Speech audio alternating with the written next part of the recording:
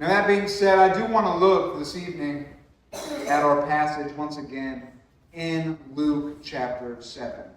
And I don't intend to be very long this evening, but I do want to look once again at our passage in Luke chapter 7 and offer just a few thoughts that I have. You see, it says in Luke chapter 7, beginning in verse 11, that it came to pass the day after, that is, the day after that Jesus had an interaction with a Gentile who had faith. Jesus said, "I've not seen such faith in all of Israel." This was the man who had a sick son, a sick servant, as it were, and he said, "Lord, you can heal him just by speaking the word." And so the Lord spoke the word and healed his son, and he said, "I've never seen such faith." And then it says, on the day after that, he went into a city called Nain. Many of his disciples were with him, along with many other people. And he says that he came near to the gate of the city, and behold, there was a dead man who was being carried out, the only son of his mother, and she was a widow, and many people in the city were with her.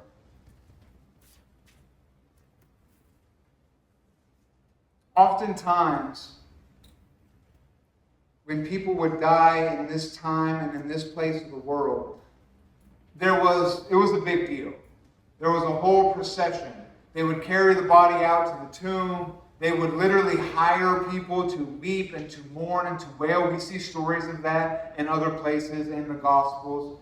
There was people that would be hired in order to grieve. The funeral process, the grieving process, was a custom that still exists in Israel that was very important, and it was very outward. There was a lot going on there. And so Jesus observes as he goes into the city that at the gate, this procession was happening. They were carrying the body out. And it says that there was a man who had died, the only son of his mother, and his mother was a widow. What does that tell you about this woman? It tells you that this woman had experienced loss. This woman had suffered many things. We don't know what happened to her husband, but we know for sure that her husband was gone. She only had one child, which tells me that it was probably a miracle they had this one child anyway. She had probably experienced pregnancy and lost the pregnancies. She had probably given birth to other children, and the children had died in their infancy. You know, this was very common back then, much more than it is today. When I read a story of a woman in the first century in Israel who was a widow and who had one son, that tells me that we're talking about a woman who had lost some things. We're talking about a woman who had suffered greatly. We're talking about a woman who had had hopes, who had dreams. I doubt when she was a little girl betrothed to her husband that she pictured herself sometime down the road, 20, 30 years down the road. I doubt that in her mind, I doubt the picture that she had was that her husband would be dead and she would be grieving the loss of her only son.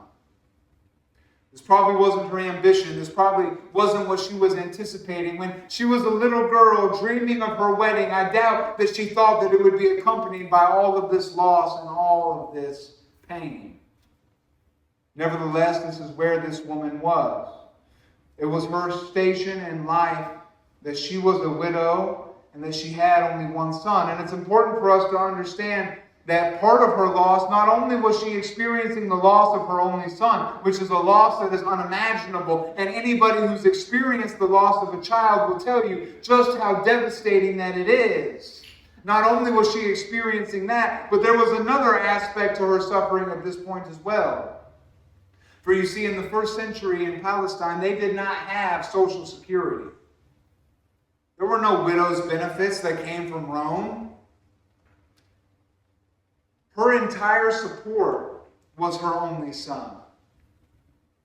When her husband died, it was the responsibility of the son to take care of her. And that's what he did.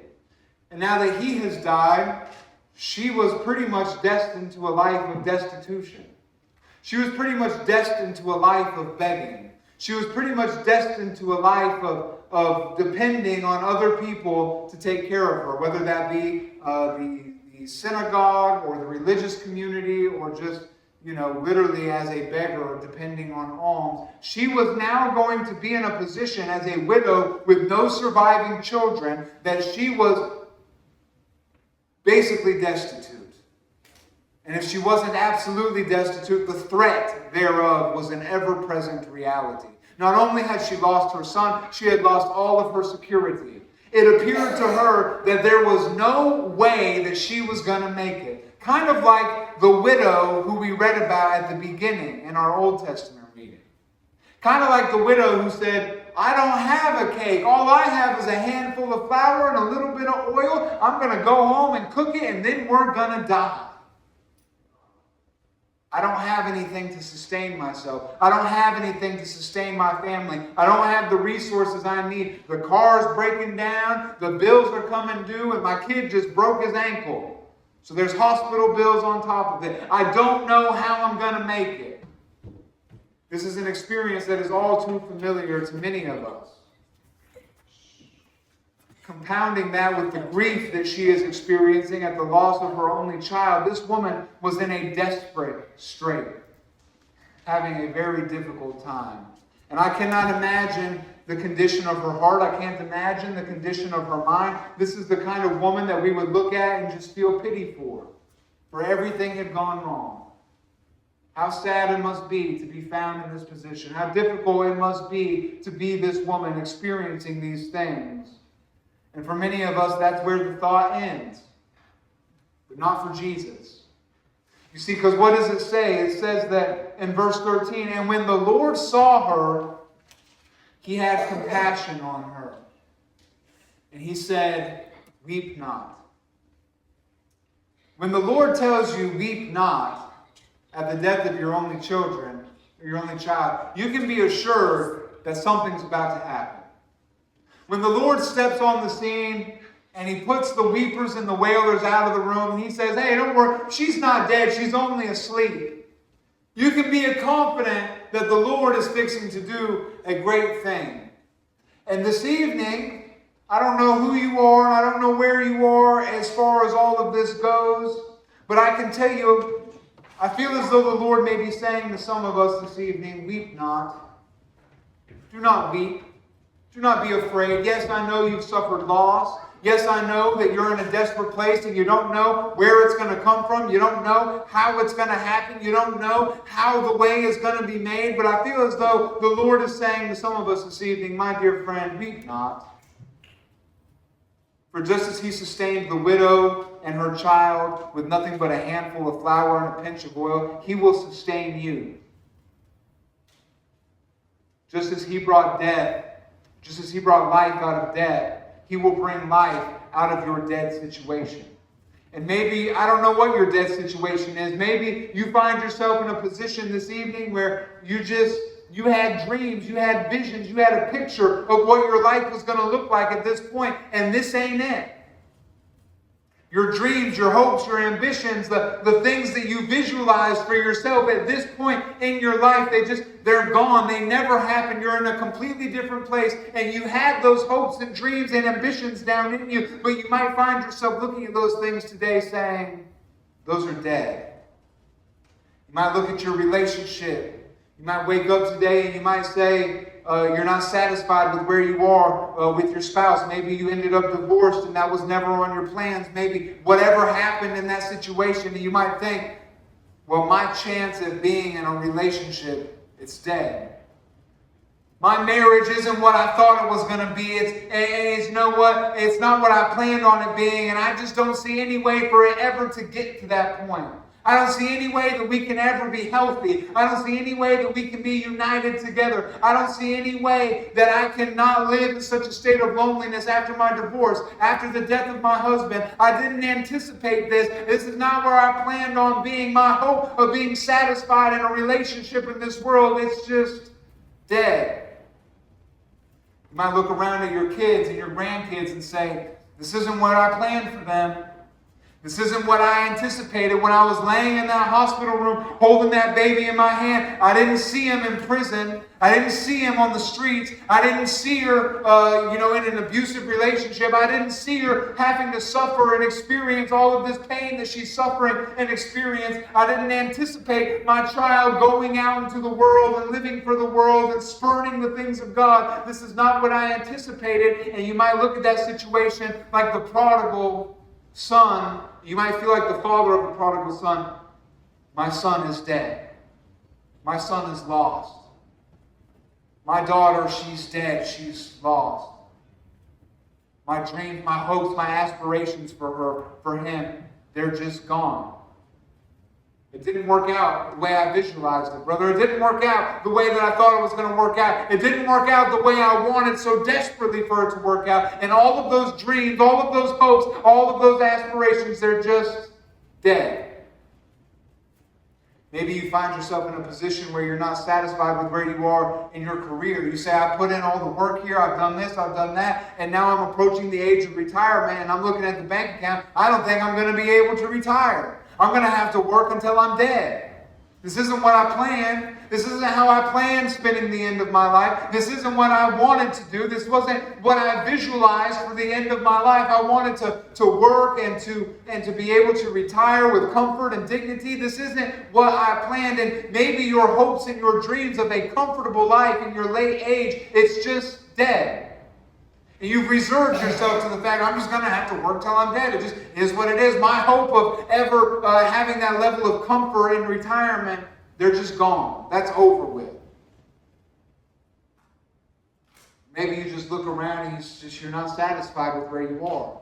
You had dreams, you had aspirations. I wanted to do this. I wanted to accomplish this. I wanted to do these things in my life. And you look around and you've been stuck in the same rut for 5, 10, 15 years. And you haven't made any progress. And any idea that you would write the book you wanted to write. Any idea that you would build the house you wanted to build. Any idea that you would be enjoying the activities that you dreamed about enjoying. All hope of doing any of that is just dead. It's just gone. I don't know what it is in your life that's dead. I don't know what it is in your life that's gone, but I feel like the Lord is saying to us this evening, weep not. I don't know what your fear is about the future. Am I going to make it? How am I going to eat? How am I going to pay these bills? How am I going to get back and forth to work? How am I going to take care of my family? How am I going to do all of this stuff? I don't know what your fear and your anxiety is in the situation that you find yourself. But I feel like the Lord is saying this evening, weep not. Weep not. Do not be afraid. Do not fear. You see, because this situation isn't dead. It's just asleep. Weep not. I know you only have a little bit of meal and a little bit of oil. It'll be enough. It'll last you. I know you only have a little bit in that 401k. Don't be afraid. It'll last you. It'll work out. Do not weep. Do not be afraid. For the Lord will make a way.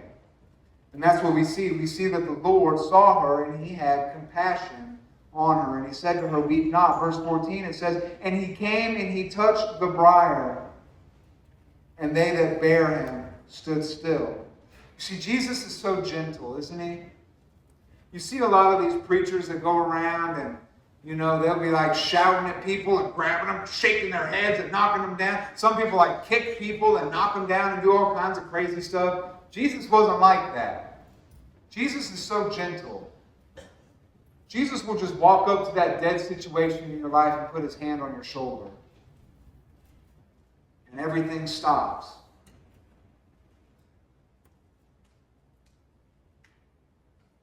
Jesus will walk up in your life and he won't have to say anything. He just shows up and everything stops because Jesus is on the scene. It says after he touched the briar, they stood still. And this is what he said. He said, young man, I say to you, arise. Young man, I say to you, arise. Again, in the story that we read with Elijah said, Lord, let his soul return to him. And it says that the Lord heard his prayer and he returned his soul to the boy. My prayer this evening for you is that the Lord would return the soul to your dreams.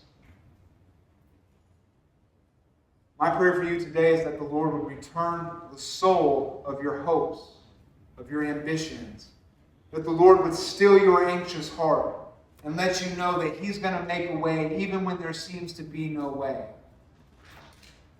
Brother, I filled in for Sunday school. And I didn't have the book, so I had to teach something. And I heard a talk that my liberal arts teacher gave the other day. He was talking about the prodigal son, and he said the last family portrait is the only one that matters. You see, because at different stages in the life of the prodigal son, you could have taken a snapshot of that family and said, oh, that father failed as a father. Look, his son's out in the world. He failed. He didn't do it right. That father, he didn't raise his kids right. Look, he's out in the world living riotously and wasting all of his inheritance. That man failed as a father. And you could have looked at the prodigal son and you could have taken a picture of his life when he was down in the pig pen and said, this man is nothing. He's less than nothing. Look at him. He's in the pig pen. He's eating the husks. There's no hope for him. He's dead. His ambitions are done. He's never going to be anything. But those were not the last pictures, sister. Because at the end, the prodigal came to himself and he returned back to the Father. You see, even in his sin and in the depths of his low and where he was there in the pig pen, he remembered the relationship he had with his Father.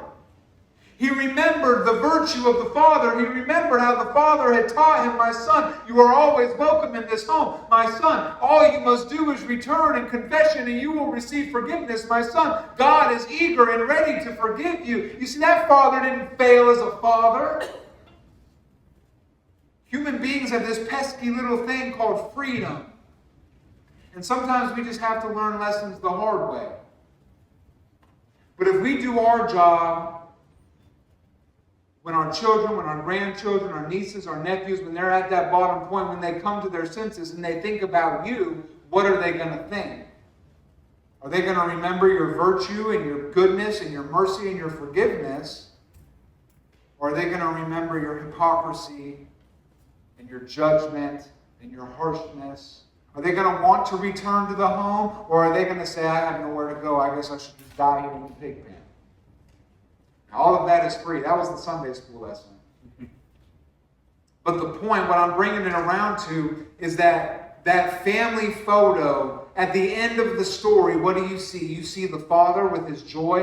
What his son who was dead is now made alive.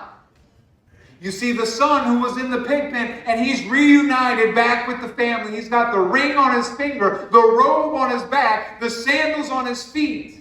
And it was the last family picture that really counted. You see, you might be in a season of your life where you're like the father of the prodigal, where your son is dead, where he's out and you're full of sorrow and you can't even rejoice because of this dead situation in your life. You feel like you failed. You feel like you're not where you ought to be. You feel like you haven't done what you're supposed to do. My dear friend, this photo is not the one that matters. The last photo is the only one that matters, because the son who was dead was made alive again. The one who was in the pig pen, the one who was in the prison cell, the one who was in the gutter, in the trap house, he can come out of it. And there can be life that springs forth from the dead.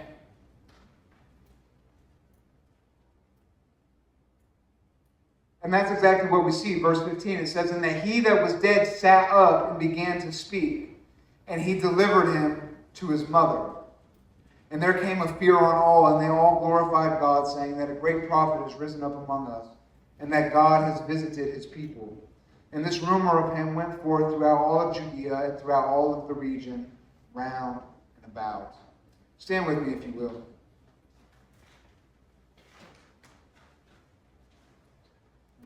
I cannot tell you, well, I can tell you, and I will tell you.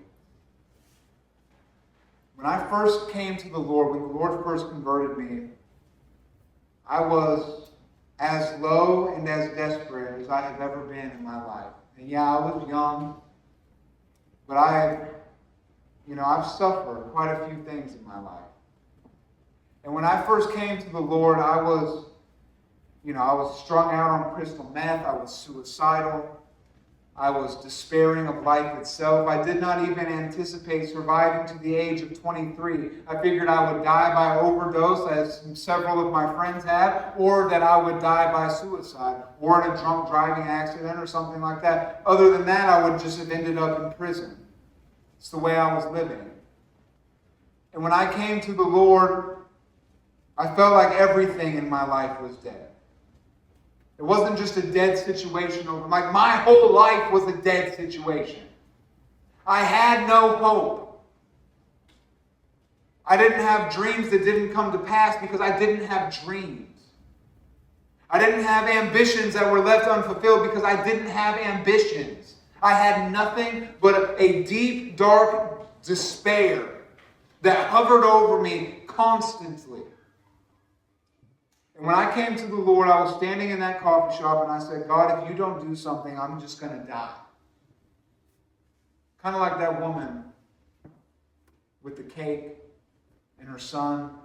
Yeah, I'm just going to go to this Bible study and I'm going to get what I can out of it, and then I'm going to go home and I'm just going to die. When I was there, the Lord said, you're not going to die. What you have is enough. It will last you. Yeah, I know you don't have a lot of hopes. I know you don't have a lot of dreams. I know you don't have a lot of ambitions. I know that you can't even hardly breathe because of the oppressive darkness that you're experiencing. But that, what you have is enough. It will sustain you. And here I am, a decade later, and the Lord has sustained me and changed me. And He brought life out of death. Back then, I couldn't have even imagined the life that I have now. Didn't even seem possible. Why am I telling you the story? Because the Lord brought life out of that dead thing. I've been in situations financially where I just thought, there's no way.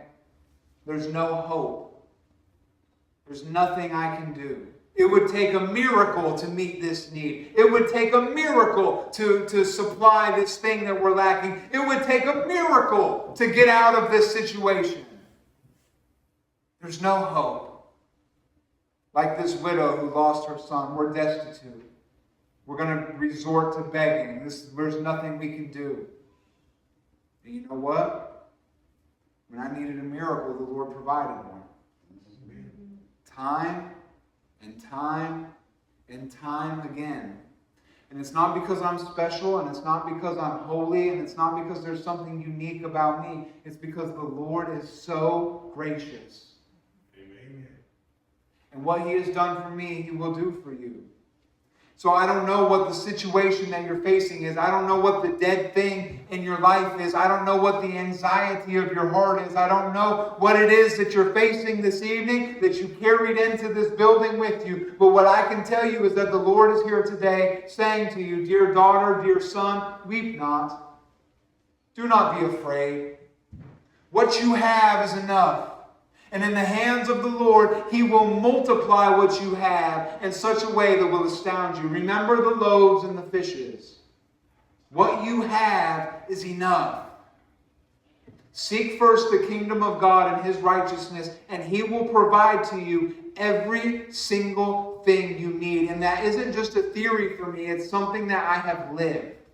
I know of what I speak because I've lived it. And I'm telling you today that what the Lord has done in my life, He will do in yours. Whatever the dead thing is today, the Lord is saying, weep not, for I bring life out of death. I bring life out of death. So Jordan is fixing to play a song. And at this time, I would invite you forward this evening to come and to pray. And I don't know what it is. But these altars are open for you to come and to cry out to God, to still your heart. And in this short little season of worship we have here, we're going to be playing a few songs and worshiping. You're free to move around. You can come forward. You can pace the aisles. You can sit. You can kneel. You can stand. You can do whatever it is you need to do. But I do encourage you today, if this word is speaking to you, my child, weep not. Do not be afraid, for what you have is enough.